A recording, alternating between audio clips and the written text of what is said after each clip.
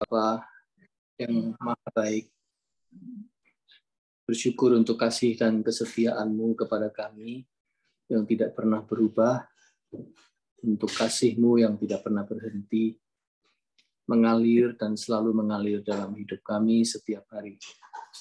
Kami mengucap syukur pula bahwa bukan hanya berkat secara jasmani kami terima, tetapi penyediaan secara rohani berupa roti hidup, yaitu firman Allah, Engkau sediakan kepada kami. Kami berdoa supaya kami diberi hati yang rindu untuk mencari Tuhan dan mencari firman-Mu, dan telinga yang mau mendengarkan. Terima kasih Tuhan untuk kesempatan malam ini. Berkati rekan-rekan kami yang belum bisa hadir bersama-sama. Tuhan kiranya menyertai mereka dimanapun mereka juga berada, terutama kalau mereka sedang lemah, mereka sedang sakit, mereka sedang di dalam perjalanan ataupun sedang bekerja. Kami bersyukur untuk kami semua yang punya kesempatan untuk bisa bergabung, baik jauh maupun dekat. Biarlah Tuhan memberkati kami lewat pertemuan ini. Biarlah pembicaraan kami di sekitar firman-Mu membuahkan inspirasi dan membuahkan motivasi untuk kami bisa hidup lebih baik sesuai dengan kehendak-Mu. Ampuni segala salah dan dosa kami. Kami naikkan doa ini dalam Kristus, Tuhan dan Juru Selamat kami. Amin. Amin. Ya, saudara-saudara, kita melanjutkan dengan kitab Rut pasal 1 ayat 10 sampai dengan 22.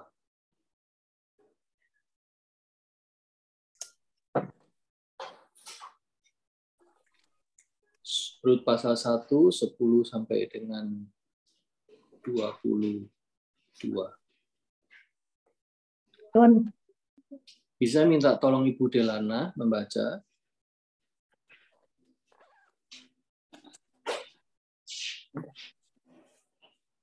Rut 1:10. Dan berkata kepadanya, tidak, kami ikut dengan engkau pulang kepada bangsamu. Tetapi Naomi berkata, pulanglah anak-anakku, mengapa kamu turut dengan aku? Bukankah tidak akan ada lagi anak laki-laki yang kulahirkan untuk dijadikan suamimu nanti? Pulanglah anak-anakku, pergilah sebab sudah terlalu tua aku untuk bersuami. Seandainya, pikirku, ada harapan bagiku, dan sekalipun malam ini aku bersuami, bahkan sekalipun aku masih melahirkan laki-laki, masakah kamu menanti sampai mereka dewasa? Masakah karena itu kamu harus menahan diri dan tidak bersuami? Janganlah kiranya demikian, anak-anakku. Bukankah jauh lebih pahit dari yang aku alami dari pada kamu, sebab tangan Tuhan teracung terhadap aku. Menangis pula mereka dengan suara keras. Lalu Orpa mencium mertuanya itu minta diri, tetapi Rut tetap berpaut padanya. Berkatalah Naomi, telah pulang iparmu kepada bangsanya dan kepada para allahnya. Pulanglah mengikuti iparmu itu.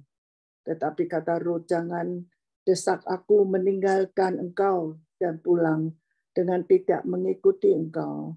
Sebab kemana engkau pergi, ke situ jugalah aku pergi. Dan di mana engkau bermalam, di situ juga aku bermalam. Bangsamu lah bangsaku dan Allahmu lah Allahku. Di mana engkau mati, aku pun mati di sana, dan di sanalah aku dikuburkan. Beginilah kiranya Tuhan menghukum aku. Bahkan lebih lagi daripada itu, jikalau sesuatu apapun memisahkan aku dari engkau, selain daripada maut. Ketika Naomi melihat bahwa Rut berkeras untuk ikut bersama-sama dengan dia, berhentilah ia berkata-kata kepadanya. Dan berjalanlah keduanya sampai mereka tiba di Bethlehem. Ketika mereka masuk ke Bethlehem, gemparlah seluruh kota itu karena mereka. Dan perempuan-perempuan berkata, Naomi kah itu? Tetapi ia berkata kepada mereka, janganlah sebutkan aku Naomi, sebutkanlah aku Mara, sebab yang Maha Kuasa telah melakukan banyak yang pahit kepadaku. Dengan tangan yang penuh aku pergi, tetapi dengan tangan yang kosong Tuhan memulangkan aku. Mengapakah kamu menyebutkan aku Naomi? Karena Tuhan telah naik saksi menentang aku, dan yang Maha Kuasa telah mendatangkan malapetaka kepadaku. Demikianlah Naomi pulang bersama-sama dengan Ruth, perempuan Moab itu, menantunya, yang turut pulang dari daerah Moab. Dan sampailah mereka ke Bethlehem pada permulaan musim menuai jelai. Ya, terima kasih Bu Delana. Ya.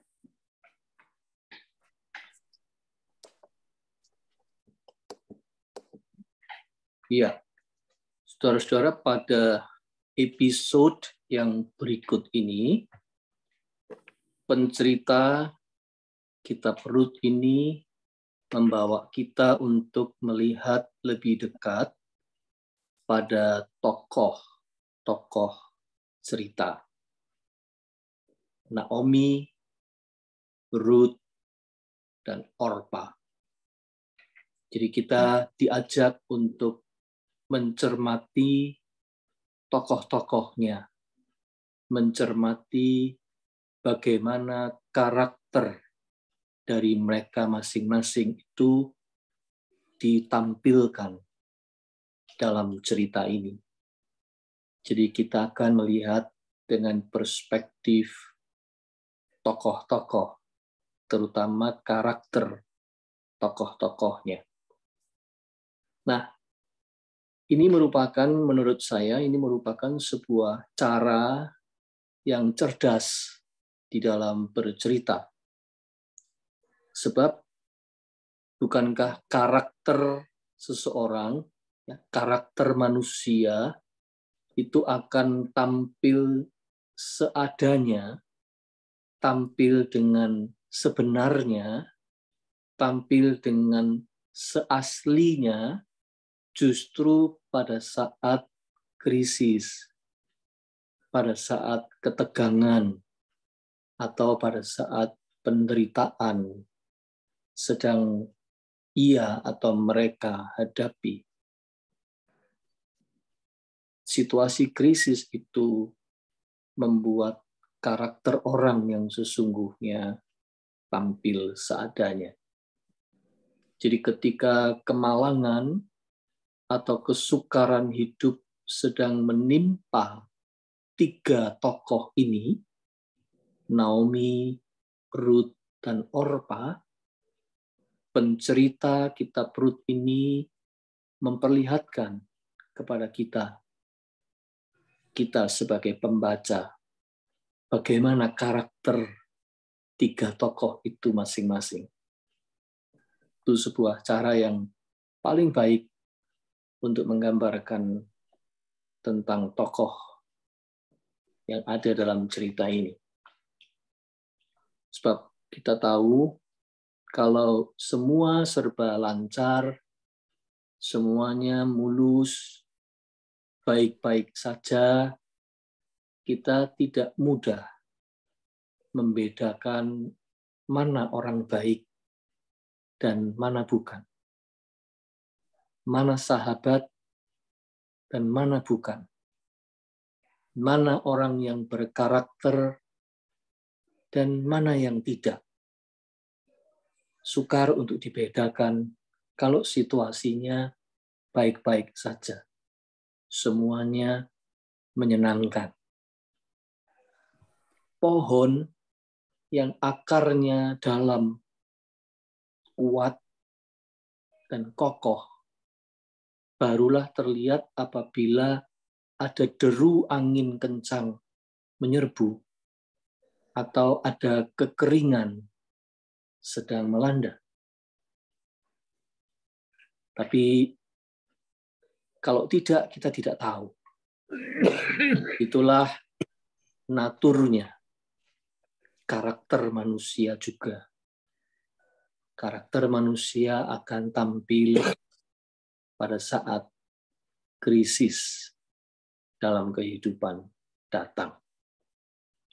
Nah, kita kembali sekarang kepada karakter tokoh-tokoh cerita ini. Pertama tentang Naomi, tokoh utama. Pencerita menampilkan kebaikannya. Dia memang orang baik. Krisis membuat kita melihat dia memang orang baik. Kalau bicara tentang kebutuhannya, dia sangat membutuhkan kehadiran kedua menantunya itu. Sejak suami dan kedua anaknya lelaki meninggal, at least dia tidak sendirian sama sekali menatap hari esok yang gelap, menatap hari esok yang berat untuk dijalani sebagai seorang janda. Seperti yang saya katakan yang lalu, posisi seorang janda pada masa itu dalam masyarakat sangat lemah. Secara sosial, secara ekonomi, secara politis, tidak punya power apa-apa. Seorang janda itu mirip seorang homeless kalau zaman sekarang.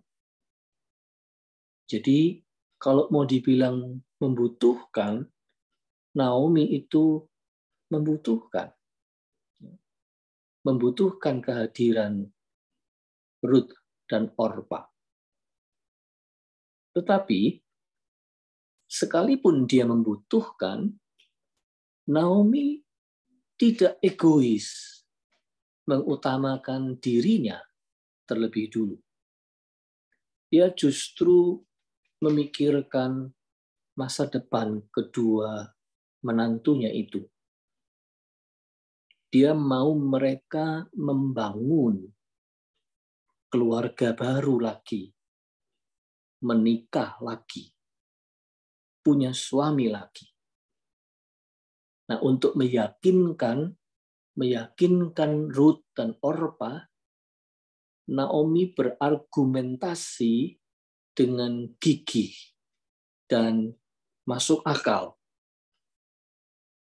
Dia berargumentasi menggunakan logika hukum perkawinan Levirat. Kita sudah pernah membahas sedikit tentang perkawinan Levirat, yaitu perkawinan saudara ipar yang dikenal dalam budaya orang Yahudi sebagaimana yang diatur dalam kitab Ulangan pasal 25 ayat 5 sampai dengan 10. Perkawinan Levirat, yaitu kalau ada seorang pria meninggal tanpa meninggalkan keturunan, maka saudaranya wajib menikahi istrinya untuk mendapatkan keturunan bagi dia. Ya, pola pemikiran perkawinan Levirat itu yang dijadikan pegangan argumentasi Naomi. Dia menegaskan kepada Ruth dan Orpa betapa mustahil bagi mereka untuk menikah lagi kalau mereka mengikuti hukum itu, ikut Naomi pulang ke negeri asalnya. Hambatannya berlapis-lapis. Satu, Naomi sudah tua. Dia tidak mungkin bersuami lagi. Dia tidak berniat untuk menikah lagi. Tetapi kedua, kalaupun dia punya suami lagi, dia tidak mungkin punya anak. Tetapi ketiga, kalaupun punya anak, masa mau ditunggu anak itu sampai besar, sampai dewasa. Jadi tidak bisa berlaku. Logika Levirat itu tidak berlaku untuk Orpa dan Ruth. It won't work seperti itu. Ya, itulah yang dijadikan argumentasi oleh Naomi. Selanjutnya, Naomi mengajak kedua menantunya itu menatap kemalangan yang menimpa mereka bertiga, yaitu mereka menjadi janda semua akibat kematian suami masing-masing. Tetapi di antara mereka, dialah yang paling malang. Naomi mengatakan, dialah yang paling malang. Janganlah kiranya demikian, anak-anakku, bukankah jauh lebih pahit yang aku alami daripada kamu? Sebab tangan Tuhan terajung terhadap aku. Ayat 13b. Naomi mulai menyebutkan pengalamannya sebagai pahit. Dia bukan hanya kehilangan suami, tetapi juga dua anak lelaki.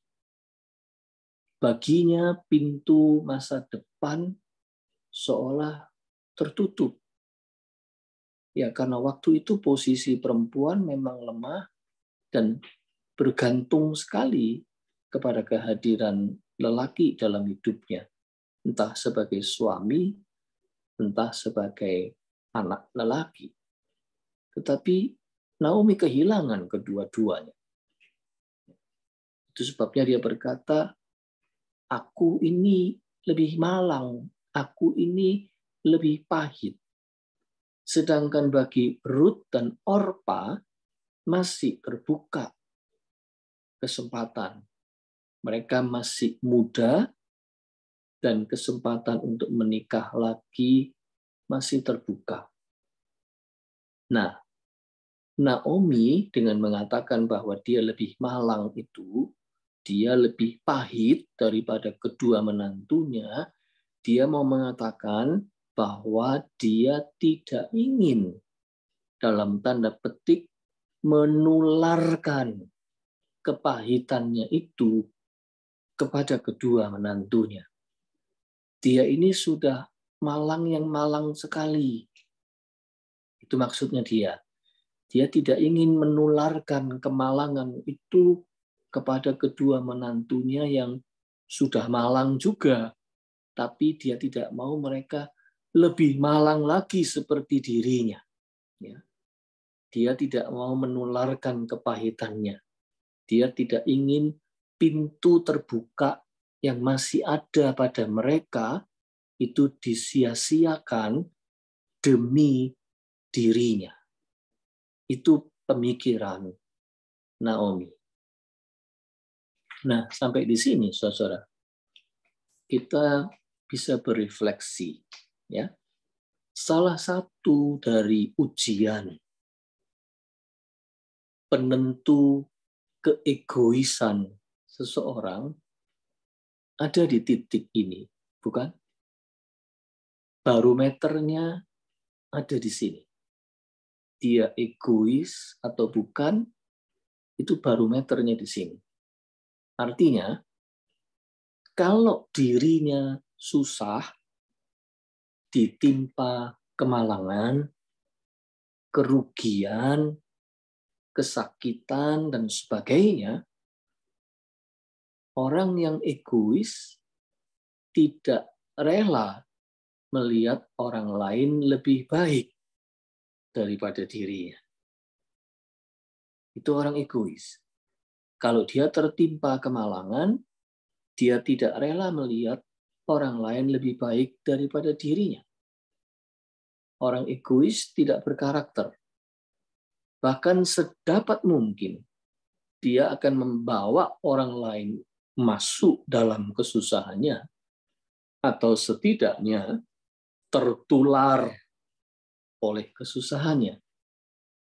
Kalau bisa dia menularkan kesusahannya kepada orang lain supaya dia tidak susah sendiri. Dia akan merasa lebih terhibur apabila ada orang lain juga ikutan susah. Itulah salah satu ciri dari orang egois. Kalau senang, dinikmati sendiri. Tapi kalau susah, dia ngajak-ngajak. Itu orang egois. Ya. Tetapi itu bukan Naomi. Cerita ini ingin mengatakan, itu bukan Naomi. Naomi justru memandang dirinya sebagai pembawa virus. Dia yang termalang. Tetapi dia menyuruh kedua menantunya itu menjauh dari dirinya, supaya tidak semakin tertular kemalangannya. Dia tidak ingin membahayakan mereka lebih lagi. Jadi ibaratnya seperti itu. Naomi sadar dia membawa virus itu, dan dia membuat kedua menantunya pergi sana, jauhi aku, gitu ya, pulang sana. Pada zaman pandemi yang lalu, banyak orang tidak lulus dalam ujian egoisme ini, bukan? Banyak orang yang tidak lulus dalam ujian ini karena mereka tidak berpikir apakah dirinya ini bakal menulari orang lain atau tidak. Ya, itu sesuatu yang kita semua melihat, ada begitu banyak orang egois pada zaman pandemi. Tidak berpikir bahwa dirinya itu bisa menularkan. Disuruh pakai masker, membutuhkan harus pakai masker, yang dipertimbangkan dan yang dijadikan argumentasi adalah kebebasannya untuk bernafas. Itu orang-orang egois yang tidak lulus ujian egoisme di dalam masa pandemi yang lalu. Ruth itu memberikan contoh kepada kita bahwa orang yang tidak egois adalah orang yang tidak ingin menularkan kesusahan kepada orang lain. Pulanglah, anak-anakku, pergilah. Aku ini malang, yang malang dari yang termalang. Kamu jangan dekat-dekat aku lagi. Istilahnya seperti itu. Ya. Nah, oke. Kita pause dulu dengan Naomi. Nanti minggu depan kita akan melanjutkan kembali dengan tokoh Naomi ini lebih jauh. Ya, kita masih punya hal yang harus kita renungkan tentang tokoh Naomi. Sekarang kita pindah pada tokoh Ruth dan Orpa dulu. Bagaimana mereka? Bagaimana karakter mereka yang disampaikan dalam cerita ini? Ada orang yang secara serampangan memberikan penilaian begini. Oh, Ruth itu baik, sedangkan Orpa tidak. Ruth stay bersama Naomi. Orpa leave, meninggalkan Naomi. Jadi Ruth baik, Orpa nggak baik. Tentu saja penilaian ini penilaian yang dangkal sekali, saudara-saudara. So, kalau kita mencermati ceritanya, si pencerita kitab Ruth menampilkan bagaimana tokoh-tokoh menantu ini dalam cerita ini adalah orang baik semua. Mereka itu orang-orang baik. Hanya orang-orang baik yang sedang tertimpa kemalangan. Baik Naomi maupun Orpa maupun Ruth adalah orang-orang baik, tapi orang baik yang malang dalam cerita ini. Sampai di sini kita berhenti sejenak untuk merenung lagi. Topik tentang orang baik tapi malang itu menggelitik hati kita, bukan? Bukankah itu tema yang sangat klasik? Bukankah itu tema kitab Ayub? Bukankah itu cerminan realita yang terus-menerus dipertanyakan orang dari masa ke masa? Mengapa orang-orang baik menderita? Mengapa orang-orang baik tertimpa kemalangan? Itu selalu dipertanyakan dalam sejarah umat manusia. Apakah kitab Rut juga tidak hendak memunculkan pergumulan ini? Apakah kitab Rut juga tidak hendak memunculkan pergumulan tentang orang baik yang tertimpa kemalangan? Kita akan melihat lebih jauh dalam perkembangan ceritanya nanti. Apakah memang itu yang menjadi tema kitab Rut juga? Tapi sekarang kita belum bisa menjawab karena kita harus mengikuti cerita ini lebih dulu. Kita simpan pertanyaan itu. Sampai di sini kita harus kembali lagi kepada tokoh Rut dan Orpa. Mereka ini berdua menantu-menantu yang baik, saudara-saudara. Perhatikan ucapan Naomi di ayat 8. Pergilah, pulanglah masing-masing ke rumah ibunya.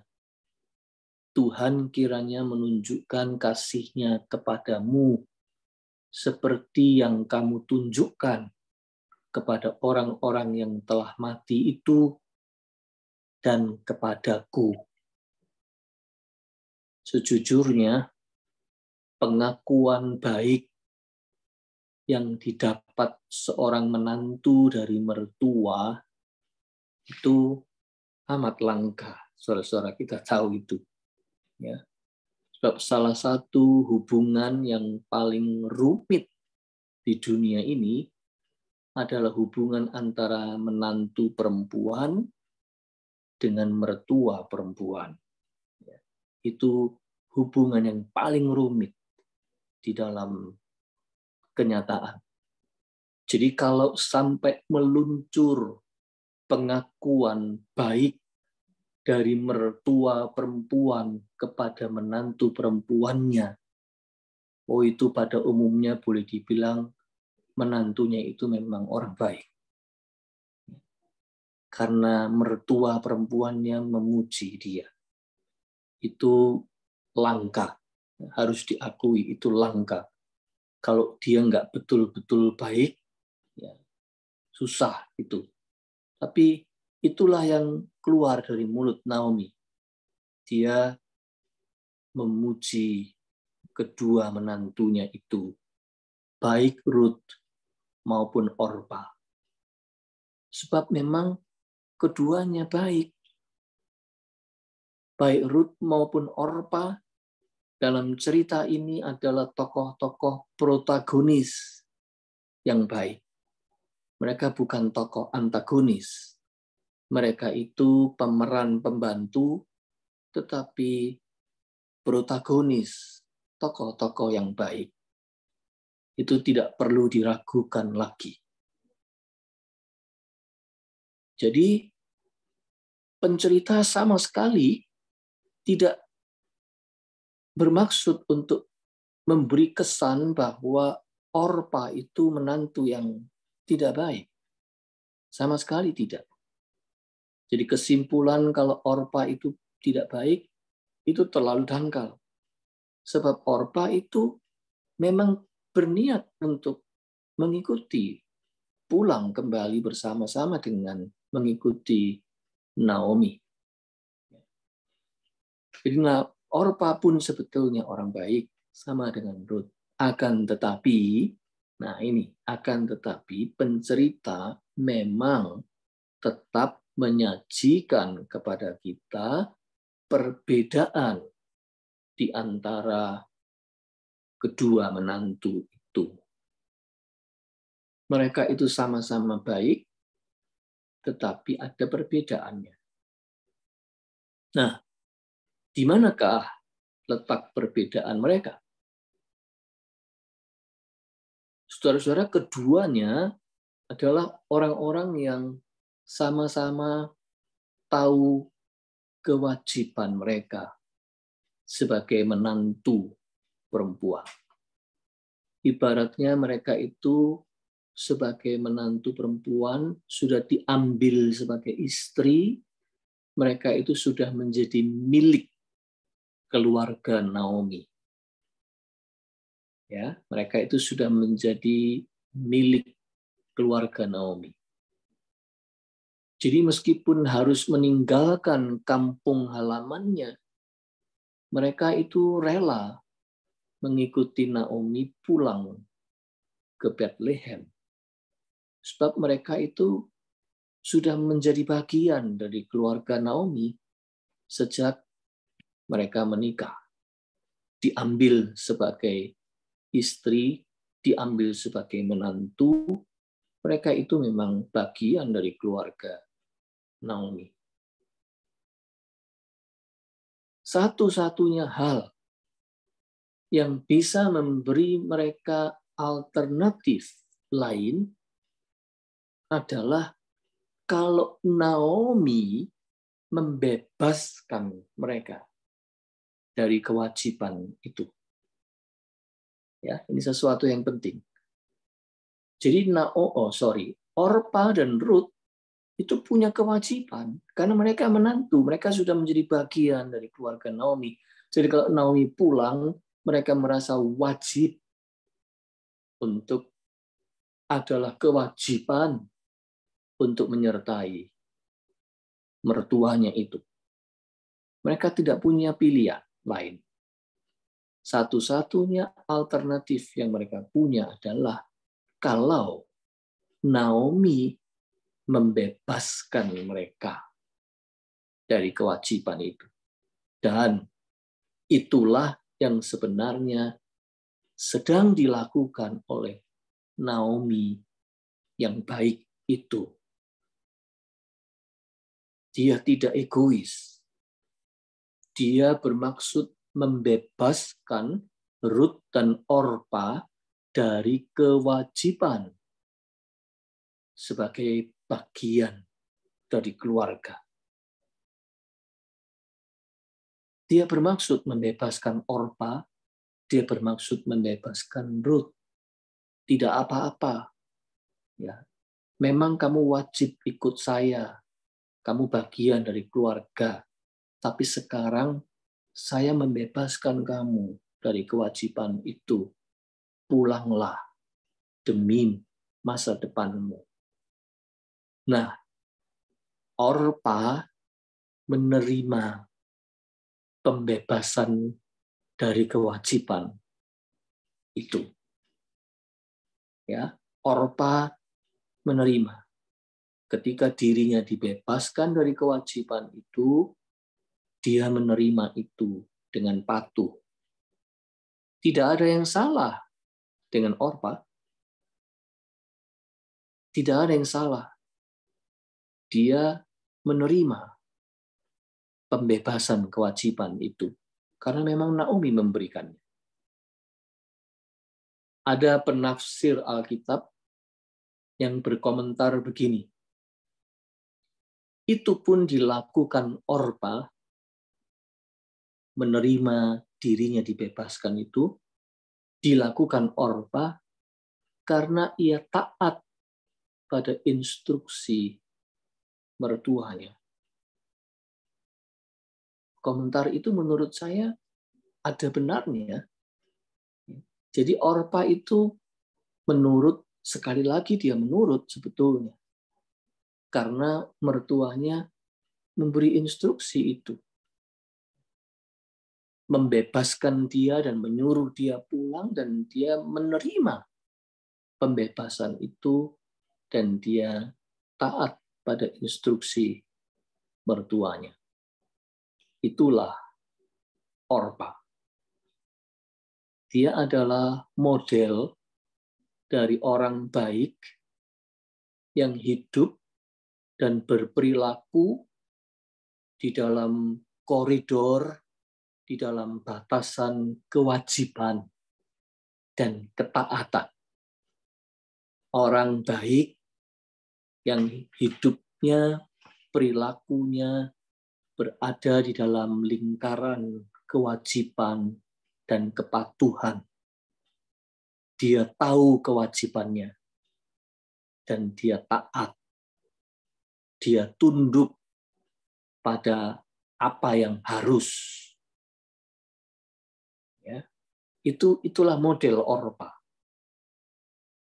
Anda pasti bisa menunjuk orang-orang baik seperti itu di dalam kenyataan hidup Anda. Ya, orang-orang baik yang tahu kewajibannya, yang tunduk dan taat pada apa yang harus. Orang-orang ini ada dalam realitas seperti itu. Memang orang-orang dengan model seperti Orpa.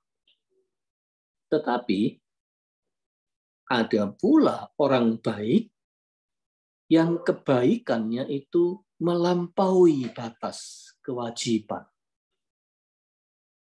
Sikap dan ucapan Naomi sederhananya kan bisa disejajarkan dengan ucapan sehari-hari kita di sini. Yaitu ketika orang berkata, you don't have to do that.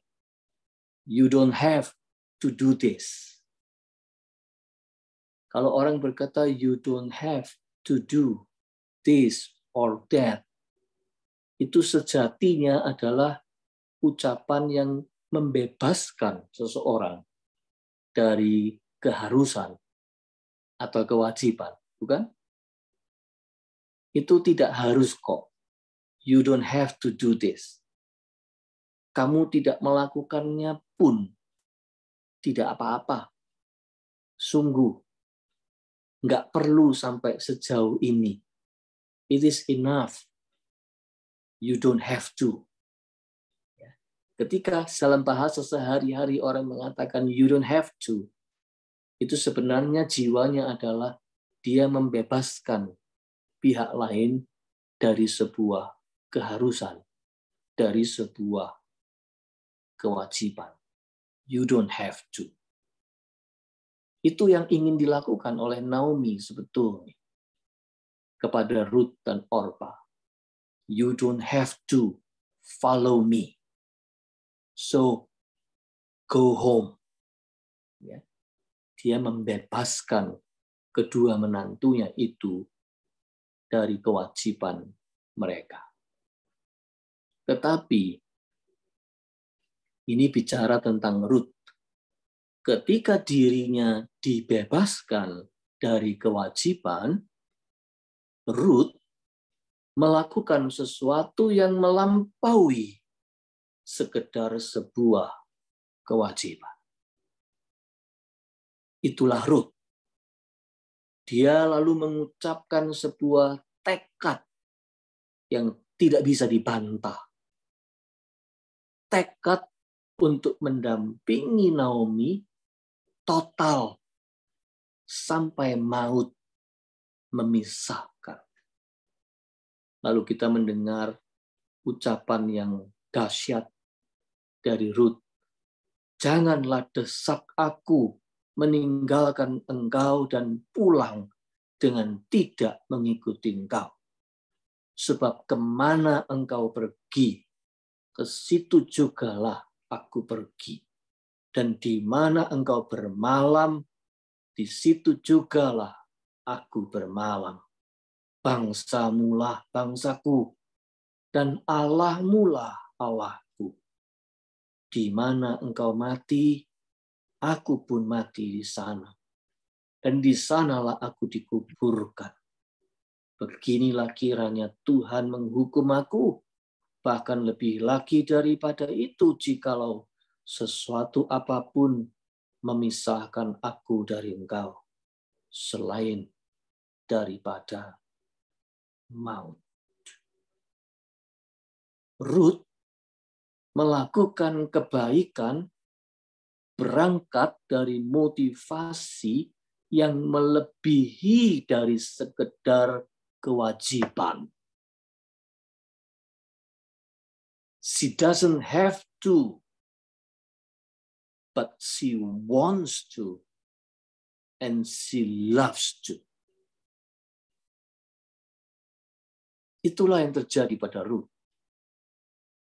Memang tidak harus kamu membebaskan aku dari keharusan itu, tapi aku mau. Dan aku memilih itu. Rut melakukan sesuatu yang di luar batas kewajiban. Atau istilah lain, Rut itu doing something extra miles. Nggak harus, tetapi dilakukan dengan sungguh. Sudah dicegah, tidak berhasil. Keinginannya tetap meluber. Dia mau ikut Naomi. No matter what. Dia ikut Naomi. Itulah yang namanya cinta, saudara-saudara. Itulah yang namanya kasih. Oleh karena itu dia tidak salah kalau ucapan Rut ini, ucapan Rut yang dahsyat itu, terutama di ayat 17, itu menjadi inspirasi bagi janji setia pasangan yang menikah. Bukan? Sampai sekarang. Till death do us part. Sampai maut memisahkan. Itu ucapan yang diambil dari sini. Meskipun ucapan ini bukan ucapan pernikahan, janji nikah, ya, tapi ucapan yang jiwanya memang love, cinta. Itu sebabnya dipakai sebagai ucapan janji setia pernikahan. Orpa itu orang baik yang bergerak dalam lingkaran kewajiban. Rut itu orang baik yang melampaui lingkaran kewajiban. Dia bertindak karena cinta. Disitulah terletak perbedaan Orpa dan Rut. Rut mempraktekkan sebuah ungkapan yang berbunyi begini. Ketika kewajiban berhenti, di situ kasih baru mulai. Ketika kewajiban berhenti, di situ kasih baru mulai. Ungkapan ini dengan tepat menggambarkan apa yang dilakukan oleh Rut. Ketika dia dibebaskan dari kewajiban, dia mulai justru melakukan sesuatu yang melampaui kewajiban. Dia tidak harus melakukannya. Andai kata dia tidak melakukannya pun tidak apa-apa, karena dia sudah dibebaskan dari kewajiban itu, tetapi dia justru melakukan sesuatu extra miles yang tidak diduga, yang tidak bisa dibantah. Itu sesuatu yang begitu orisinil keluar dari dirinya, dan itulah yang nafasnya adalah cinta kasih. Meskipun ayat ini atau kitab ini tidak bicara tentang cinta kasih, tapi sebetulnya jiwa dari love itu muncul dalam cerita ini dengan penampilan karakter tokoh yang bernama Ruth ini. Luar biasa. Alkitab memberi kepada kita dimensi-dimensi yang universal di dalam cerita-cerita yang lokal seperti ini. Ya. Jadi itulah kalau Alkitab bercerita, Alkitab itu bercerita dari konteks yang lokal, tetapi dia bisa memberikan pesan yang universal, bahkan pesan yang kekal. Saudara-saudara, itulah ajaibnya ketika Alkitab bercerita. Saya berhenti sampai di sini malam ini, dan kita menyisakan masih pembahasan lebih jauh tentang tokoh utama, yaitu Naomi. Kita berhenti sampai di sini dulu pembahasan tentang tokoh, terutama kita akhiri dengan perbedaan kedua menantu yang sama-sama baik, tetapi ada perbedaan tetap di antara keduanya, Orpa dan Ruth. Orang baik dengan pola kewajiban, dan orang baik dengan pola melampaui kewajiban. Cinta. Oke. Saya berhenti sampai di sini, saudara-saudara. Cerita ini kita bergaul dengan cerita ini sampai pada tokoh-tokoh utamanya. Kamis depan kita masih akan melanjutkan dengan bagian ini, tapi kita melihat dari perspektif lebih jauh pada sosok atau tokoh Naomi lagi. Oke. Silakan kalau ada yang ingin sharing